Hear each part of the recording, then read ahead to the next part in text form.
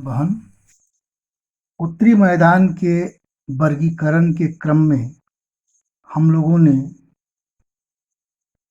2-3 video का अध्ययन किया। इसमें हम लोगों ने जाना कि इसका निर्माण कैसे हुआ और फिर इसका वर्गीकरण किस प्रकार किया गया है। इस वीडियो में आज के पाठ्यक्रम में हम लोग उत्तरी मैदान का वर्गीकरण उच्चावच के आधार पर या उच्चावच के लक्षणों के आधार पर करेंगे। सामान्यतः मैदानी इलाका होने के कारण ये मान लिया जाता है कि पूरा का पूरा उत्तरी भाग, उत्तरी मैदान का इलाका बिल्कुल समतल होगा, लेकिन ऐसा नहीं है। इसके उच्चावच में अनेक विषमताएं हैं। अब जैसे एक उदाहरण, अब ये हिमालय का जो दक्षिणी भाग है, जिसको हम शिवालिक के नाम से जानते हैं, इस शिवालिक के दक्षिण से जो इलाका है 7 लाख वर्ग किलोमीटर का क्षेत्र और 2400 किलोमीटर लंबा ये उत्तरी मैदान है। और यहाँ शिवालिक के जस्ट बाद 8 से 16 किलोमीटर की जो पट्टी है, वो उत्तरी मैदान का जो हिस्सा है उसको हम भाबर के नाम से जानते हैं। ये भाबर पट्टी गुटिकास्मो की पट्टी है। ये गोल गोल पेबल्स होते हैं, बोल्डर होते हैं, जो नदियां अपने साथ पर्वतों से नीचे उतरने के क्रम में बहा कर लाती है। ये 8 से 16 किलोमीटर चौड़ी और शिवालिक के समानांतर ये गुटिकास्मो की पट्टी पाई जाती है। सामान्य भाषा में आमतौर पर हमारे यहाँ बोलचाल के भाषा में इसे लोग बोल्डर भी कहते हैं। हिमालय से उतरने के क्रम में नदियां इसमें विलीन हो जाती हैं। इसके अंदर अंदर जल बहता है, ऊपर ऊपर ये पट्टी है, पता नहीं चलता कि ये नदी कहाँ गई।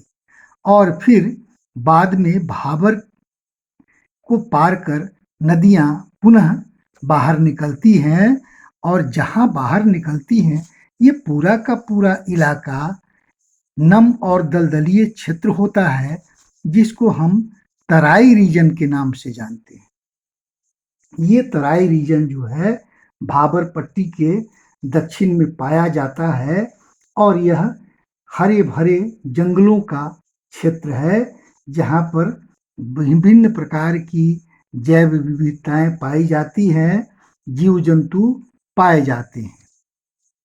इसका बहुत बड़ा हिस्सा, इन वनों के बहुत बड़े हिस्से को बांग्लादेश से आए शरणार्थियों को बसाने के लिए और कृषि योग्य भूमि में तब्दील करने के लिए इसको हमने काट दिया है।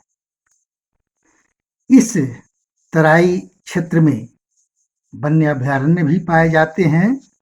इसका बहुत बड़ा एक उदाहरण उत्तर प्रदेश में लखीमपुर खीरी जिले में स्थित दुधवा नेशनल पार्क है, जहां बाघों को संरक्षण दिया गया है और बारहसिंगे वहां अधिक मात्रा में पाए जाते हैं। फिर इस पट्टी के दक्षिण में उत्तरी मैदान 2 भागों में बटा है। नदियों के किनारे किनारे जो बाढ़कृत मैदान हैं, उस मैदानों को हम खादर के नाम से जानते हैं, इसलिए कि प्रतिवर्ष नदियां अपने साथ बहा कर लाई गई मुलायम मिट्टियों का जमाव करती हैं और प्रतिवर्ष इसका नवीकरण होते रहता है। यह भाग काफी उपजाऊ है। बाढ़कृत मैदान से ऊपर वेदिकायुक्त एक पट्टी पाई जाती है, जिसको हम बांगर कहते हैं, बांगर के नाम से जानते हैं। ये बांगर का इलाका जो है, इसमें चूने युक्त निक्षेप भी पाए जाते हैं, जिसको कंकड़ के नाम से जानते हैं और ये खादर के अपेक्षाकृत कम उपजाऊ होते हैं। भादर जो है गहन कृषि के लिए सबसे उपयुक्त इलाका माना जाता है। बांगर भी कृषि के लिए महत्वपूर्ण है, लेकिन मैंने बताया कि अपेक्षाकृत यह कम उपजाऊ भूभाग है। तो आज के इस अध्ययन के क्रम में उत्तरी मैदान का वर्णन समाप्त हुआ। अगले अध्याय में हम लोग प्रायद्वीपीय पाठार का अध्ययन करेंगे। आप लोगों के लिए इस पाठ से गृह कार्य रहेगा, उत्तरी मैदान का वर्णन करें, नदियों और उच्चावच के आधार पर इसको कितने भागों में बांटा गया है, इसे समझाएं। धन्यवाद।